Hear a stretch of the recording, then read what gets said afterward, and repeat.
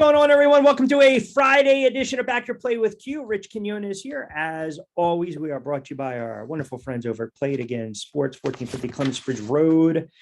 In-store shopping, great used sports equipment, and more. They pay very good cash for merchandise, spring, summer, since we're in that season right now. You got a lot of baseball stuff, golf, weights, everything. And see, that's what my guy's doing right now. The prop, Shine the Prop. He's checking out what's going on at Play It Again Sports. He's probably got 16 monitors going as we speak, but he's going to pop. There he is. He's going to pop right back down, and he's joining us for his weekly spot. And good to talk to you again, brother. How's everything? Hey, how you doing? I just had to turn down the volume on ESPN, whatever they're reporting, whatever nonsense.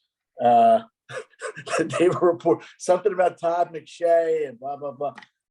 But the draft, but I saw, a lot's going on, obviously, in basically every sport. Yeah. So, all right, let's get into last night a little bit. I mean, you had a situation where Nets were laying 4.5. I love the Sixers in that spot. They win it, but everyone's talking about Embiid. Should he been injected? Flagrant 1, flagrant 2. Look what happened to Draymond Green. I watched that game and I'm thinking to myself, Joe Embiid's kind of like a little punk, man. I mean, you shouldn't do that. And I see you kind of sly grin right now, but that's kind of Bush League, man. Like, I get that he's constantly falling all over the place. He's like a clumsy, stiff breeze, but you can't do that. You can't try to kick the guy in the crotch like that. That's BS, man. I'm sorry. He's really lucky he didn't get suspended. I kind of agree with Doc where the NBA setting a bad precedent with these ejections. I'm not the biggest Draymond fan, and I don't think he should have been suspended the extra game. I get it, he stomped on him, but they threw him out. I think they could have fined him. It could have potentially hurt the series. I kind of knew I like Golden State in Game 3 either way. Yeah. And I think the world had first half in that game that easily cashed. But I'm not for. I wasn't for any of these suspensions. But once you suspend Draymond, how do you not suspend Embiid? But I guess they gave a makeup throw out of with Harden. Which that's kind of tough. I get it that it's the back of his hand. They don't want to see any back of the hand thing. It's just, what's going to happen is now you're setting up a strategy for a team to basically set up a goon. It's like hockey 25 years ago. You set a goon up to, goad the star of the other team to get thrown out. I mean, how can that not be a strategy now? Yeah, and the other thing, it reminded me of the old school 80s, 90s, where it's the David Stern making that vindictive call, right? Just because of the name on the back of the jersey. And I think Draymond Green's got that reputation. So they figure, hey, you know what? Let's just get him out of there. But even last night, look, the Nets have relied way too much on the 3-point ball. I mean, we saw it in Game 1. We saw it in Game 2 where they were 13 of 42, 42 attempts in an NBA playoff game. It tells you have no inside presence. So the Sixers are going to win the series. It's a foregone conclusion. I still believe, even from a betting odd standpoint, from a betting favor, like I don't trust this team to get to the NBA finals. I would probably lean them even if they advance, or even if they made it to the Eastern Conference Finals. I just don't like the makeup. Because I don't like the head coach. And you mentioned a couple of the other games. I mean, look, Phoenix and the Clippers, Sacramento, Golden State, Miami, the Bucks. You got the Knicks and Cleveland. I think that series can go 5 or 6. How's kind of like your overall view on these NBA playoffs right now from a betting standpoint? Well, I've been down on the Sixers. I don't like Doc Rivers. If you follow any of my tweets, I'd never liked him. I think he bailed on the Celtics when they were rebuilding, and which is fine. But then he doubled down on it and pretended he wasn't bailing, and he went to an established team, was handed to him, and he couldn't win. Obviously, his history with 3-1 leads, and overall he's barely over 500 in the playoffs. I've never been a big Doc Rivers fan, even when he coached the Magic. But with that being said, I Maxey is really become not just a good player. He's like an all-star player. And if he can continue to play that way, they have a real shot to come out of the East. And when I say real shot, better than their odds, believe it or not. Now it's going to come down to the next series. But initially I was like, well, they're not going to win that series. But the more I watch Maxey, I mean, he could be the X factor. Because if he plays crazy and Embiid plays crazy, and you can just kind of, limit Boston slightly. And, they have the problem with Jalen Brown. Who knows what he's going to be like. There's a little dissension there. And now, and then if they were to get past that, Giannis might not even play is it tonight yet? He might not play tonight. Yeah. So, I mean, they could beat the Heat without him, but this could get hairy for the Bucks. And the Heat winning at home, go up 2-1 and no Giannis. You're right. I mean, it puts more on Middleton on the bench. Now, all of a sudden, if the Heat were to win another one, how about if it just goes 7? Well, that's what I'm saying. You stretch it out. Just stretch it out. I went from being, well, let me see what I have a rough idea what the price would be. Obviously, Celtics are going to be favored of the Sixers. But I went from being, well, if they post that number too low, it's an easy Celtics bet. Now, I'm unsure. I'm not a big Harden fan either, but I think this is a big Maxey. What do you think? Maxey can score 40 points now. He's thinking minus 150? It'll be more than that. I see. I can't go like minus 225. No, it won't be that high, but it could be as high as 2-1 if everybody's healthy. Yeah, I mean, you can basically look at the futures and get a good idea, but it's going to be in that range. I saw a lot of NBA people, even some betting people, were trying to forecast what the Warriors-Kings series line would be, and then what the Grizzlies-Lakers line would be, and you could just look at the futures and calculate a pretty good estimate of what those lines were going to be. When I saw lines of Grizzlies are going to be, or Lakers were going to be a pick 'em. Yeah, I knew Grizzlies were going to be a little bit, and more importantly, the Warriors came out. And some people were saying, "Well, that's going to be minus 150." You could, it opened 290, 280. It was right in that range. And some people think the series is over. The Kings series, if they win the first 2 games, but the Warriors have just been great at home, and they're horrible on the road. Yeah, and they're horrible on the road. They won 11 games on the road this year, the Warriors. So I mean. Well, obviously, they're going to have to win one game to get out of this series. But, in a game 7 in Sacramento, I'm not going to doubt Curry in that spot. But I don't think they're going to get out of the West, believe it or not. But we'll stick to the Sixers. I think I went from really being average on the Sixers to being they can beat the Celtics. Yeah, listen, if you get anything plus from Harris, and you mentioned Maxey, but here's the other thing. They were bad, and they mentioned it last night at half. They were bad asinine double teams where there's no reason to double team man with the ball, right? And that opened up Maxey and rhythm off a couple little screen passes here and there and a couple screens, 2-man games. I mean, they were doubling Harden at times. They were doubling other ball carriers at time, and that just opened up. Now, Boston, I think, a little different animal when it comes to the perimeter defense. But if you're getting your 30 from Embiid, Harden's giving you quietly 10, 7, and 6, and then you get Harris giving you 15 and Maxey giving you 25, you're right. Then it's a different animal. It's going to be a close series. It's going to be closer than I thought even 3 weeks ago. Vaughn's been terrible in this series so far. I mean, Nets played well in game 2. And he sacked Claxton at a completely wrong time. And let the Sixers get completely back in the game. Oh yeah.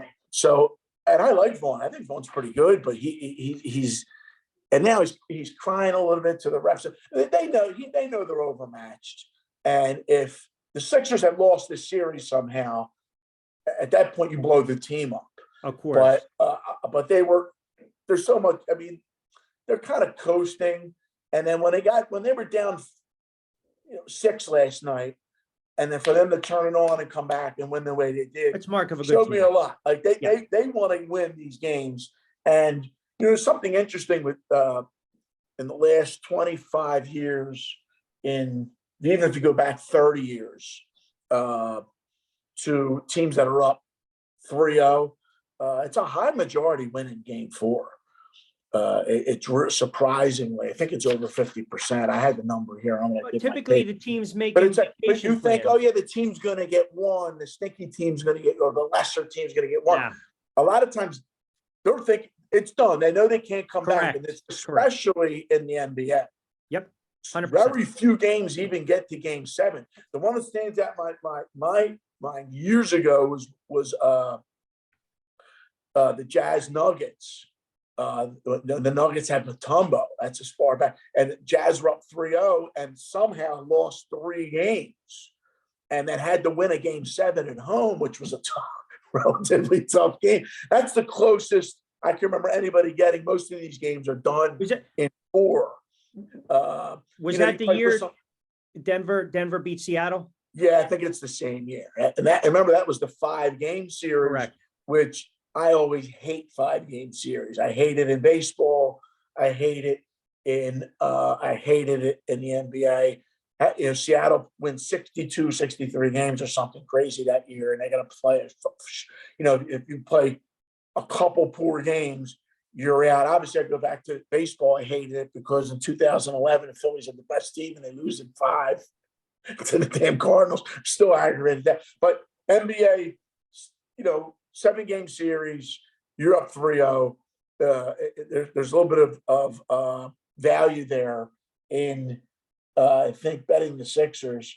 I saw a line of 5. That kind of tells you right there that the Nets are done. I think you lay that there, and Sixers win this going away. Because imagine they get up 10. That's it. Late in the 3rd quarter.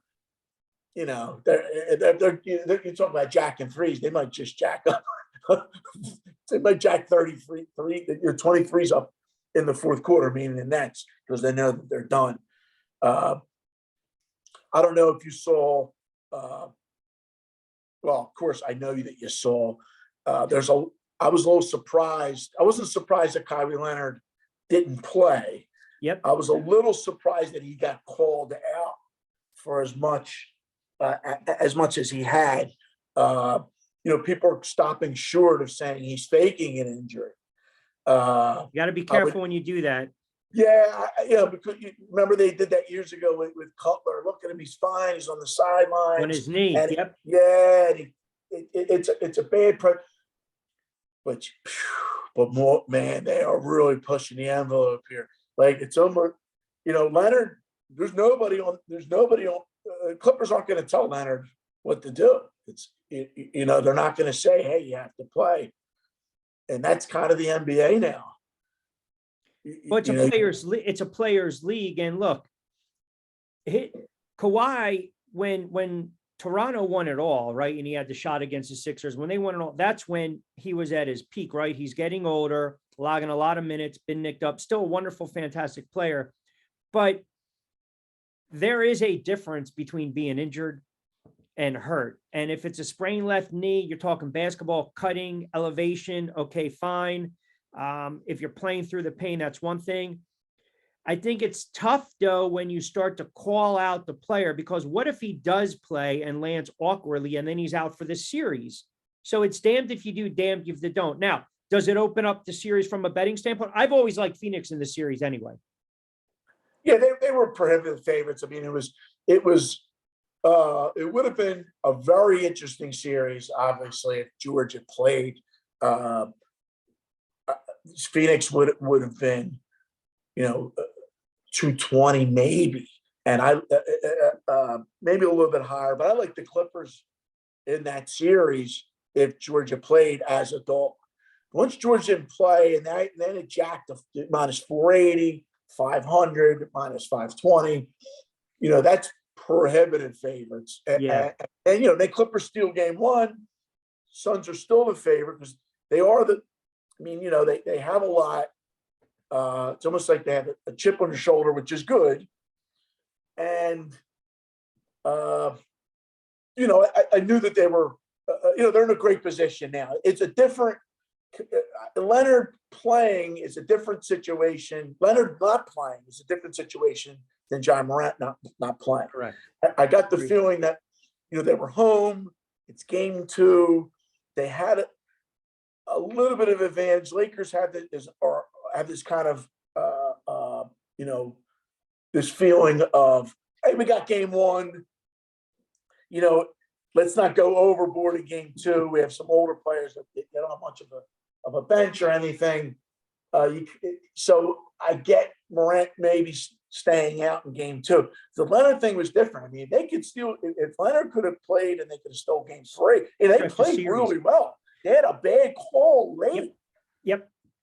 And Russell Westbrook was complaining, and he's right. They can't stop Booker. It's going to be tough no matter what. But if they could have stole game three, it could be a 7-game series. Now I feel that they're going to win game four. Because how does Leonard play game four? Yeah. I don't think he's going to play game four. If he doesn't play game four, then he's not playing. You shut him down. He's not playing. He's done. It's just, I agree with you with the it's really tough to call it injuries, but when I see, images or video of like Zion doing windmill dunks and he's not playing, it's just like, it's annoying. It's like, where you at? I think it all stems back to something we've talked to off air and on air before. The season is just too long for these guys. It's always been this long, even back when it was Shaq and Kobe. Remember, I remember the Lakers would go on a road trip. It'd be 5 games, and Shaq would play a half against the team they knew they were going to kill. Right. They would, and then Popovich took it to the nth level by sending everybody home just to screw the NBA. He said, you know what? If you're going to send us on these road trips, I'm going to play every Ginobili, Parker, sit. They wrap up their 55 games, top seed in the Western Conference. You guys sit for the next 15. I mean, you're forcing it. And I think, what drives this is the TV contracts, and you want to have as many games as possible. And it's just very difficult to play 81 games and then 2 months of playoffs. Yeah. It's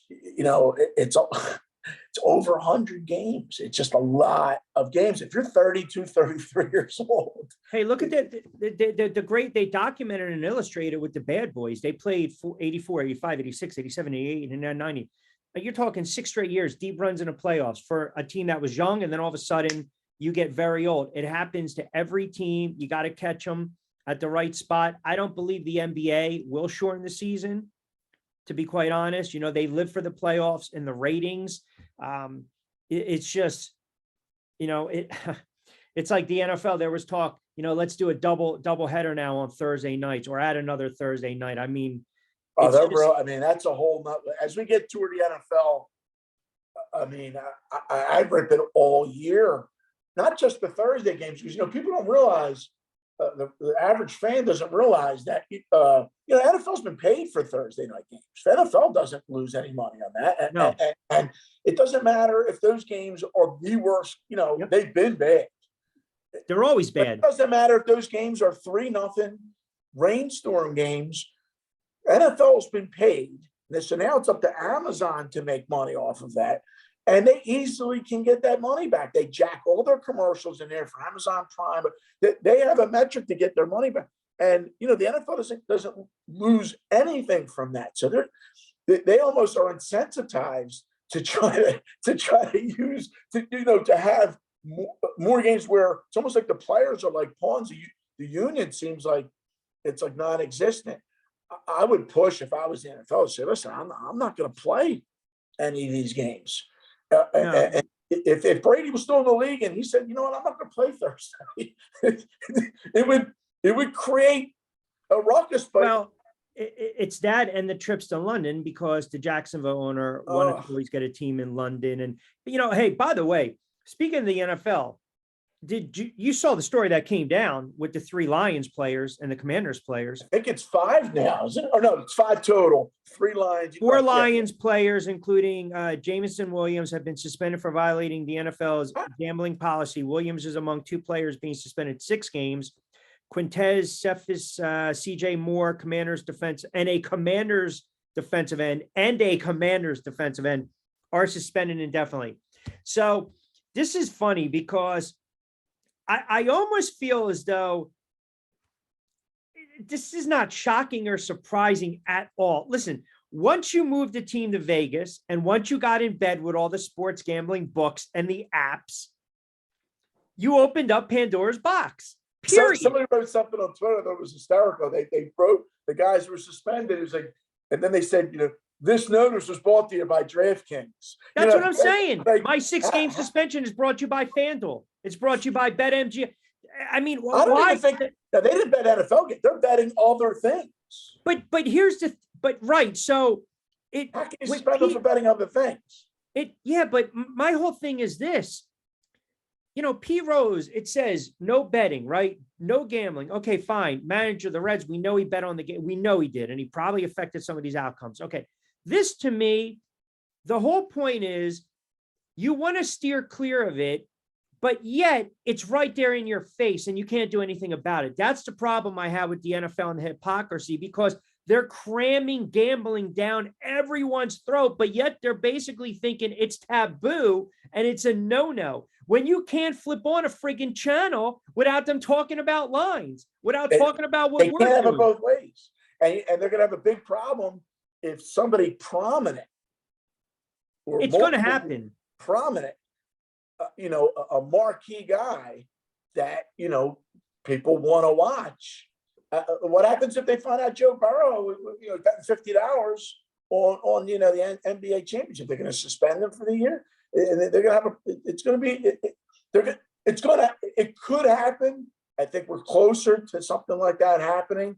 And then I'm trying to think if that would force the NFL to kind of look. The NFL doesn't want anything to come up that looks like the games are compromised. But it already looks like that because of the officiating. Yes. And even before legalization, it looked like that. I remind people, people argue with me constantly, but I remind people, always look to incompetence over maliciousness, like people trying to fix games. Humans are so dumb.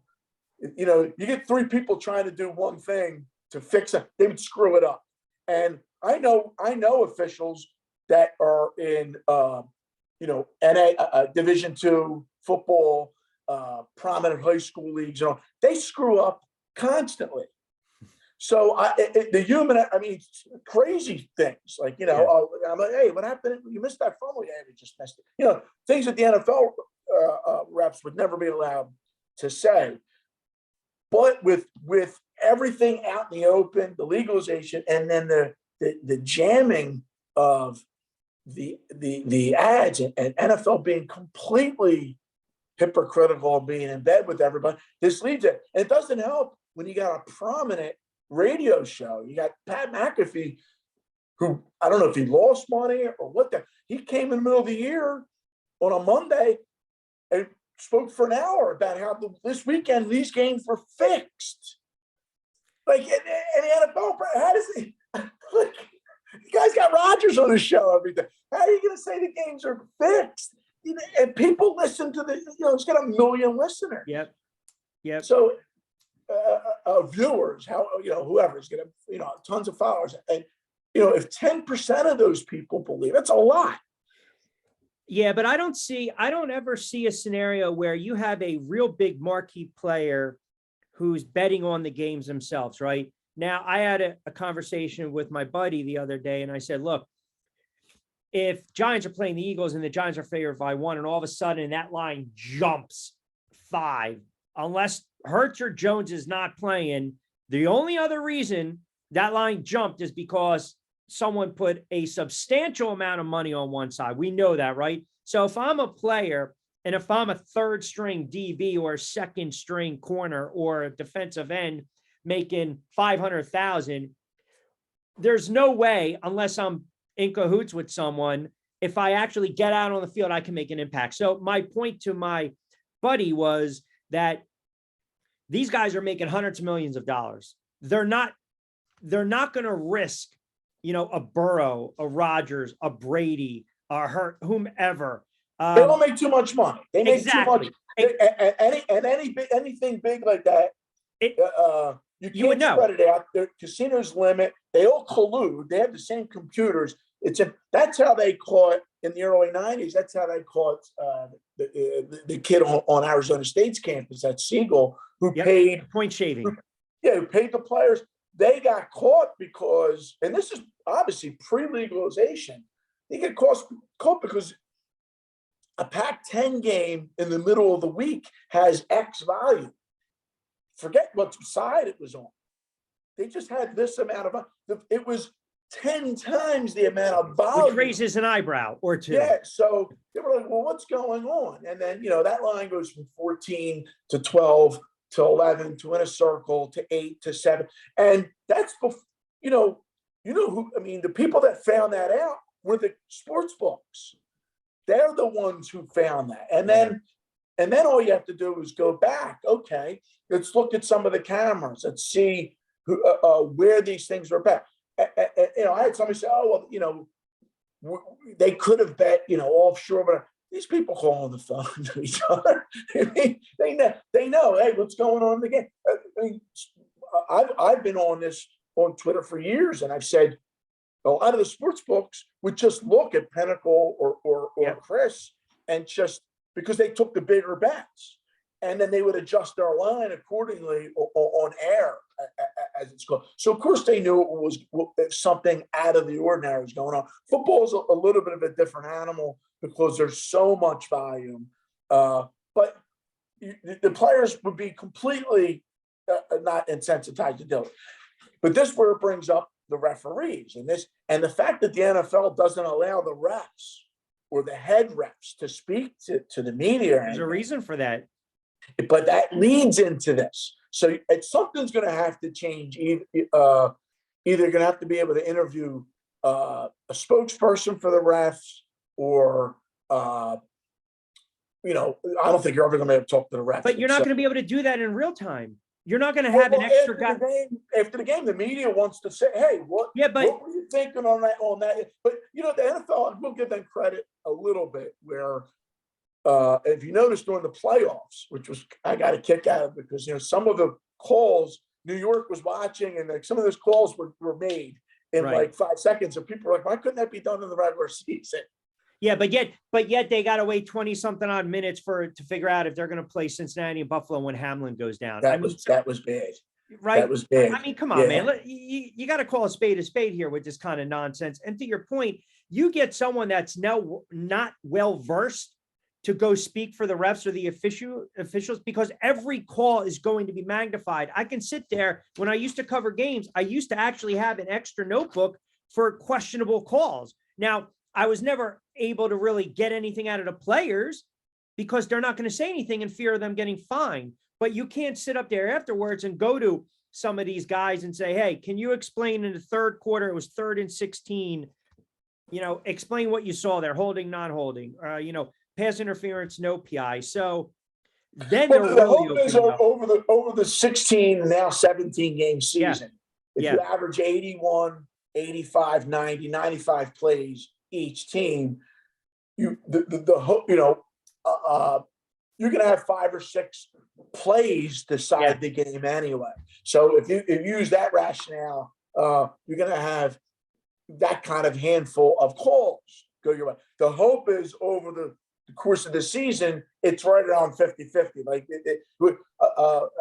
some old coaches used to say, what you want is you don't mind a bad referee as long as he's bad both ways.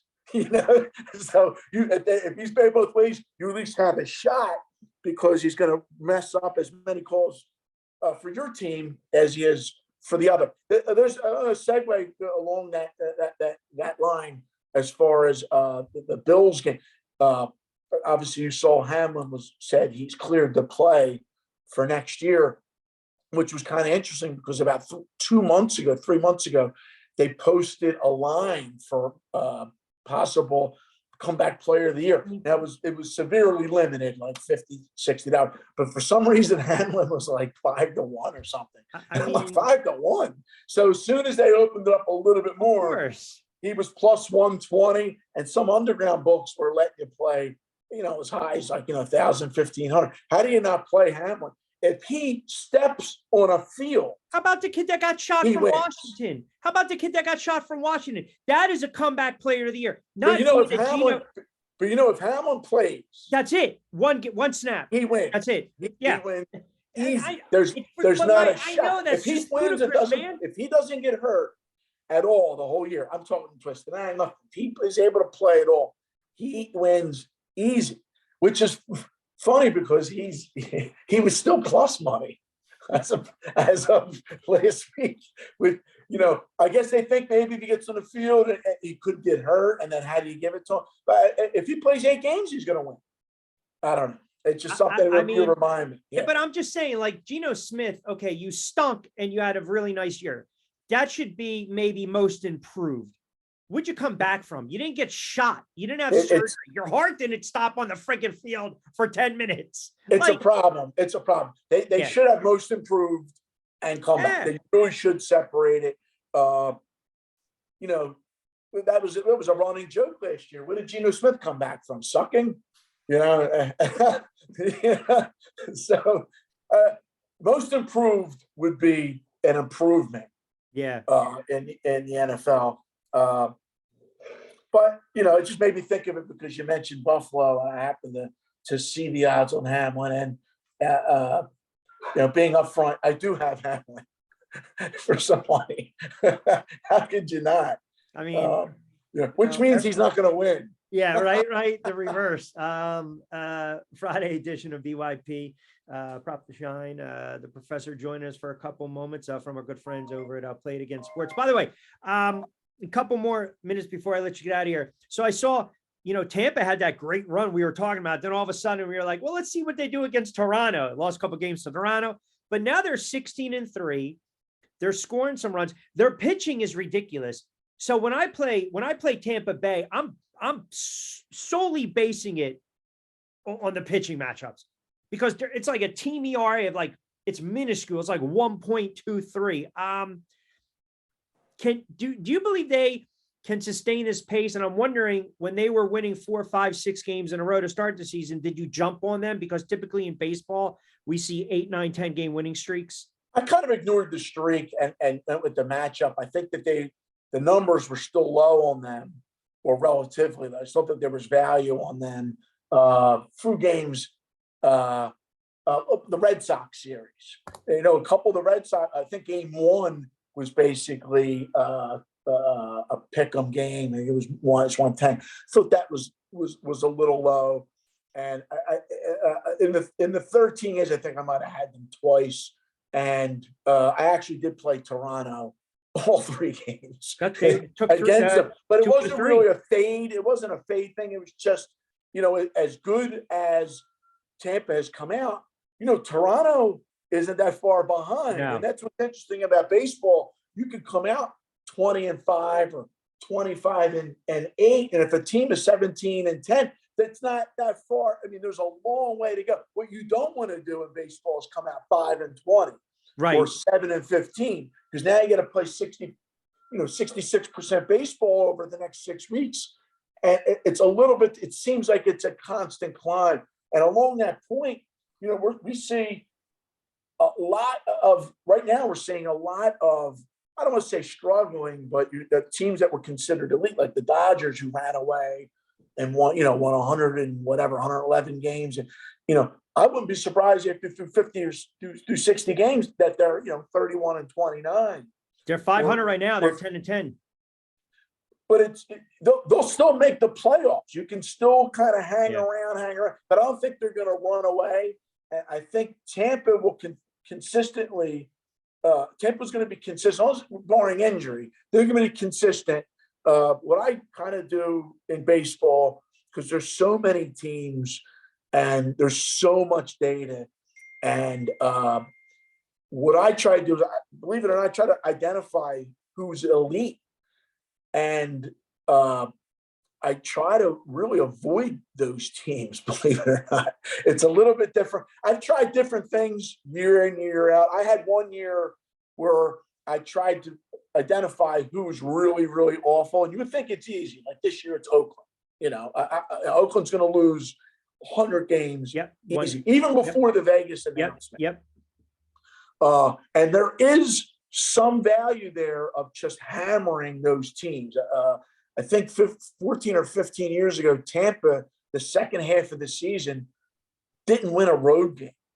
It was a Tampa Bay team. They were like 1-29. So it didn't matter if you were laying 220, 240, 280, which they weren't that big of dogs. You were still going to come out profitable. You were still, but the swings to your bankroll is real. You have to be really, because if a team goes on the road and wins 3 games, it's daunting. Now you've lost roughly 9 units. So, but if you can play it like a robot, there is some value there. There's also value in the reverse of kind of, who's going to run away from the pack, and then who's going to stay in the pack. And those teams are going to be a little bit overvalued. And the Dodgers right now, and Houston to a point, are a little bit overvalued. Where if the Dodgers are 30-30, they've dumped some units. Yeah, they're going to be an average. They're already a little overvalued because of the Dodgers. They're like, remind me of the Yankees 20 years ago, where it didn't matter.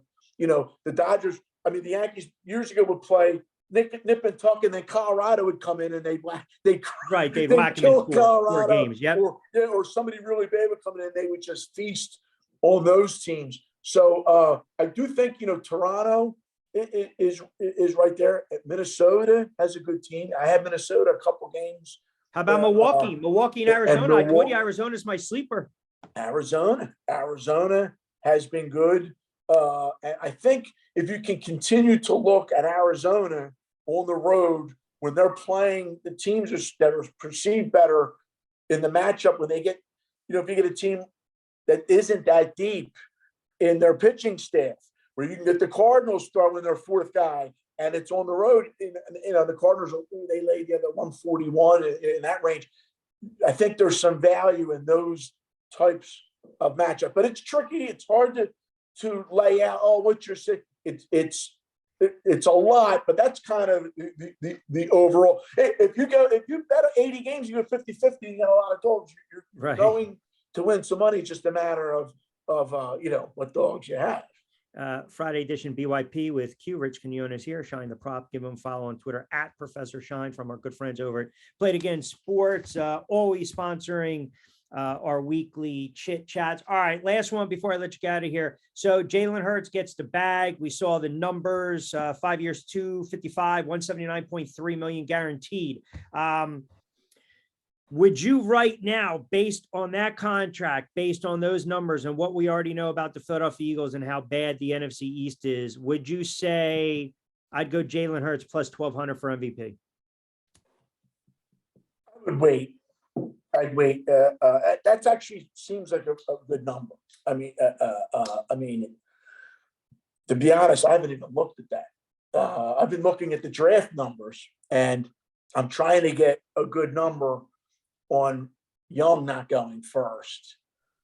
I mean, that Carolina can sign him. Yep. Like, if he was going first, what are they waiting for? Is it a negotiation? I mean, go all the way back to Aikman. If you got a guy first, you already are bringing him in. So that tells me either something's a trade. Maybe someone's going to sneak in.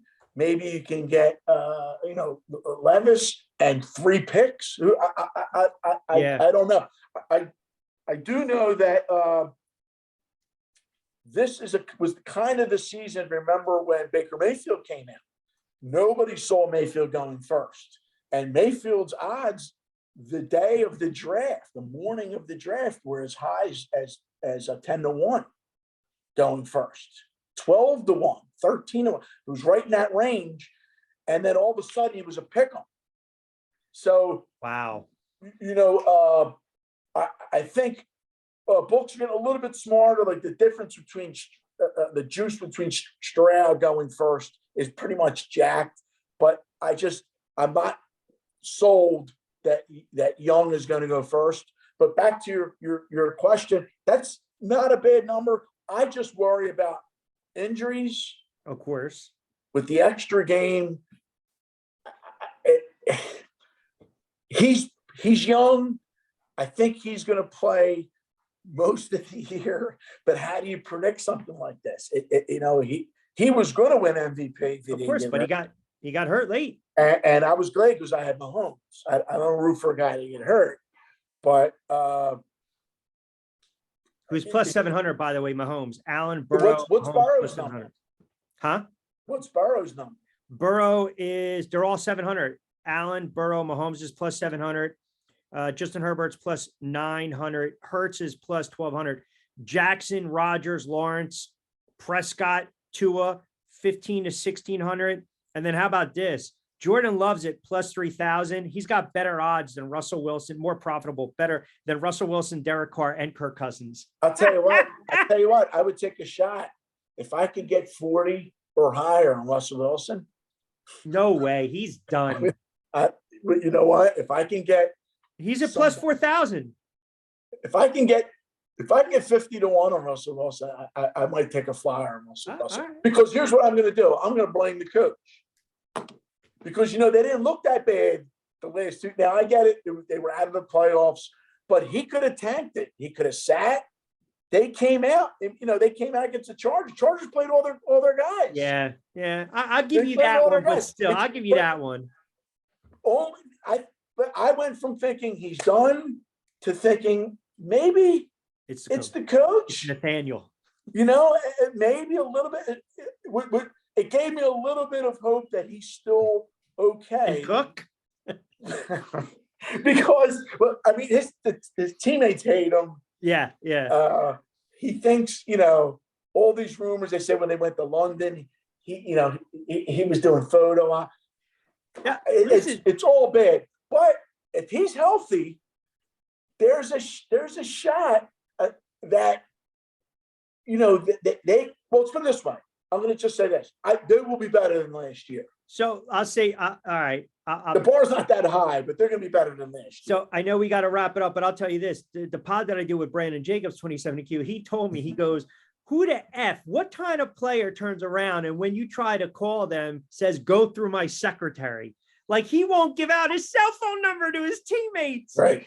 It's what great. A jerk. It's great. Isn't he married? Or is he going out with what's her name? Sierra. Yeah, she's controlling. Yeah, she's running that. She probably said told it, him. not me. She probably told him, listen, this is how it's done. Don't let these people call you. That's how I swear that's what it is. He's listening. All of a sudden the phone starts. He's got to go right to voicemail. Yeah. Well, maybe this was a wake-up call for him. He's got a lot of pride. He might be thinking back to when he came out. Remember, he had to beat out Flynn. Yeah. And he was a second stringer. They were like, well, he might be too short. He gelled his hair up or whatever that rumor was to make himself look bigger, taller. And maybe he's going to go back and say, shit, I know his money's guaranteed, but you don't want to. Maybe he has some pride and say, I don't want it to end this way. Yeah. I will say something before we leave about the playoffs. Do you still? Well, I'm going to ask you, do you still like the Kings' chances? And do you still think, who do you like in the Lakers Grizzlies? I can't sit there and just say with full transparency and honesty that LeBron's going to will them. I just don't see it. I just don't. I like the Grizz in that series. If it gets to a game 7. If it gets to a game 7, and okay. it's in Memphis. Okay, but fourth You want any quarter. part of Memphis in that game? No, I wouldn't, because you know what he does at this age. well, It's like he coasts, and until he absolutely has to have the A bucket. possession or the game Correct, or the correct. bucket. and He he'll doesn't have that. Remember, I mean, people forget. he doesn't have that Kobe Jordan at this Bryant. age- yeah, Jordan at this age was done. Yeah. The fact that he's able to do this, I think I have a feeling this is going to go 7. Yeah. But something snapped in me when I saw Dylan Brooks running his mouth, and I realized they don't have any leadership. They don't have anybody. They don't even have a Kendrick Perkins guy. No, Listen, this is the playoffs. You need to shut up. Let us win this, then go on and talk. And talk.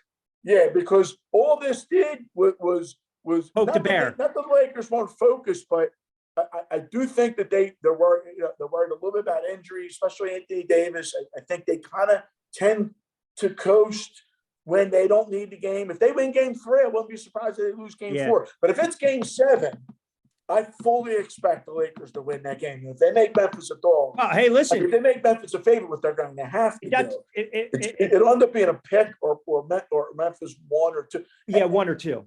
Yeah, and the Lakers are not losing that game. No, but here's another thing, though. I'll throw you a curveball. If they're down too late, LeBron better not relinquish the possession. I mean, come on, seriously. That's true, too. Right? And that worries me a little bit. The other series, man, Golden State is just like, the X you can't get rid of. Like, it's just like, it's really bizarre that they only had 11 road. I mean, it's really horrible against the number. Yeah.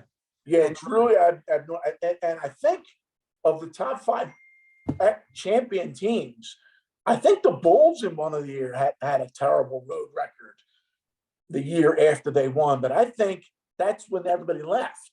That's when they brought in, Floyd was coaching them. So I don't think, that really doesn't count. Yeah.